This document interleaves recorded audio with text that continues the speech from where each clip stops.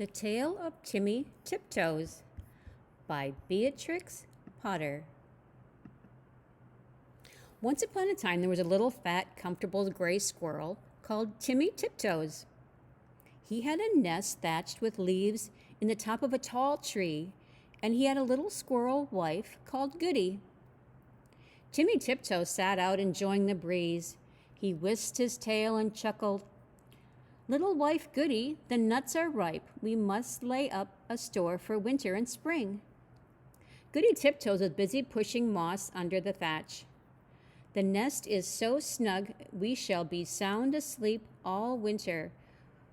Then we shall wake up all the thinner when there is nothing to eat in the springtime," replied prudent Timothy.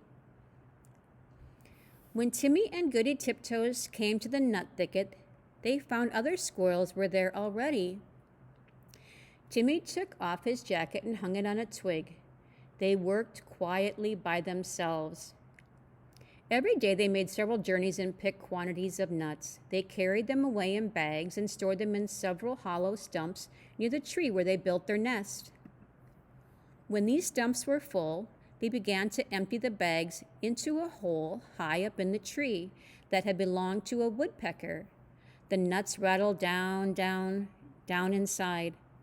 "How shall we ever get them out again? It is like a money box," said Goody. "I shall be much thinner before springtime, my love," said Timmy Tiptoes, peeping into the hole. They did collect quantities because they did not lose them. Squirrels who bury their nuts in the ground lose more than half because they cannot remember the place.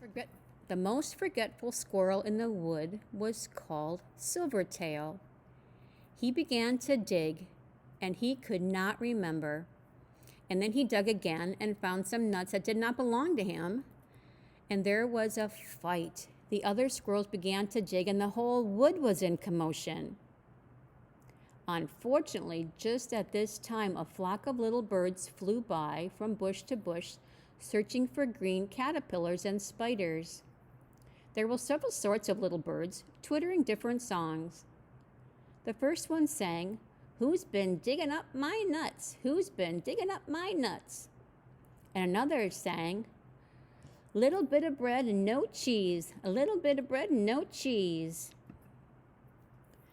The squirrels followed and listened. The first little bird flew into a bush where Timmy and Goody Tiptoes were quietly tying up their bags, and it sang, "Who's been digging up my nuts? Who's been digging up my nuts?" Timmy Tiptoes went on with his work without replying. Indeed, the little bird did not expect an answer. It was only singing its natural song, and it meant nothing at all. But when the other squirrels heard this song, they rushed upon Timmy Tiptoes and cuffed and scratched him and upset his bag of nuts. The innocent little bird, which had caused all the mischief, flew away in fright. Timmy rolled over and over and then turned tail and fled towards his nest, followed by a crowd of squirrels shouting, "Who's been digging up my nuts?" They caught him and dragged him up the very same tree where there had been a little round hole, and they pushed him in. The hole was much too small for Timmy Tiptoes' figure. They squeezed him dreadfully. It was a wonder they did not break his ribs. "We will leave him here till he confesses," said Silvertail Squirrel, and he shouted into the hole, "Who's been digging up my nuts?" Timmy Tiptoes made no reply. He had tumbled down inside the tree upon half a peck of nuts belonging to himself. He lay quite stunned and still. Goody Tiptoes picked up the nut bags and went home. She made a cup of tea for Timmy, but he didn't come, and he didn't come.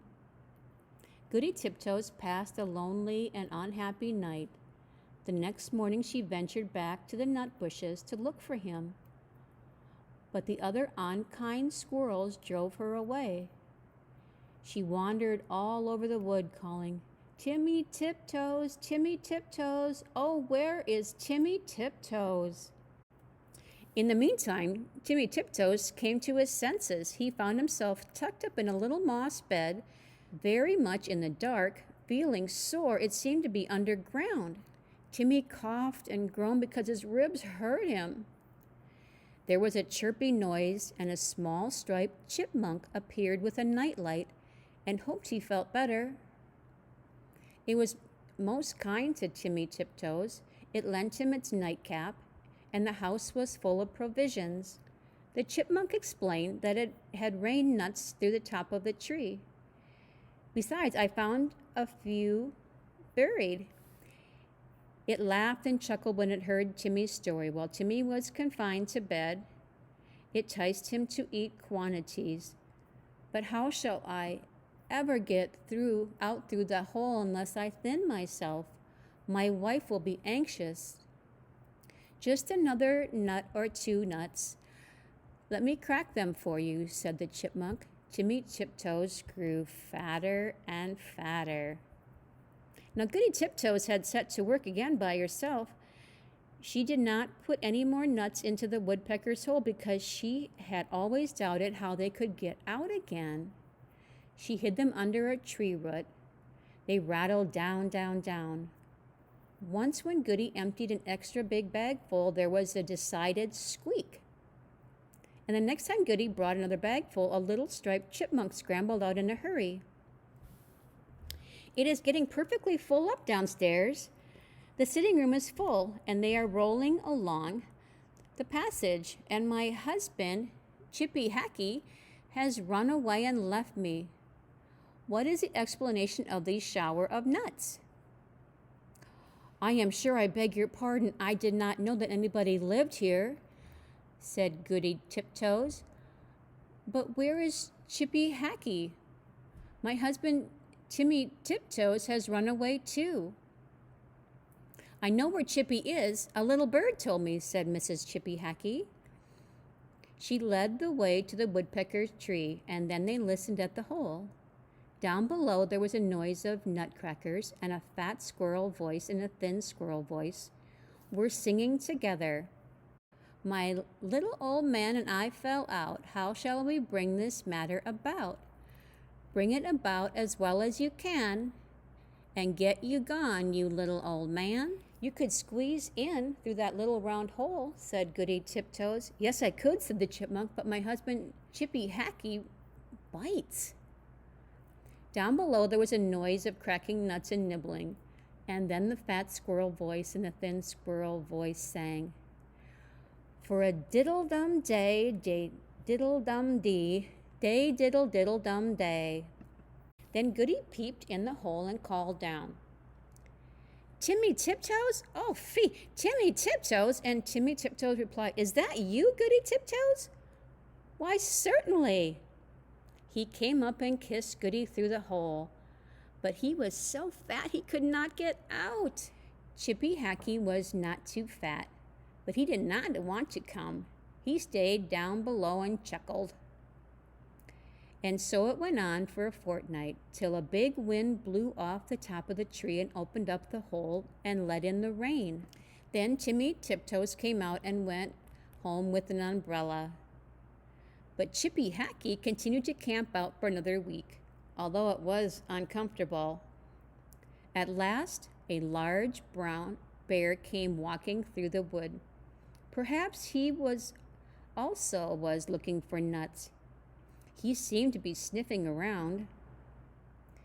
Chippy Hackey went home in a hurry. And when Chippy Hackey got home, he found he had caught a cold in his head, and he was more uncomfortable still. And now Timmy and Goody Tiptoes keep their nut store fastened up with a little padlock. And whenever the little bird sees a chipmunk, he sings, Who's been digging up my nuts? Who's been digging up my nuts? Nobody ever answers. The end.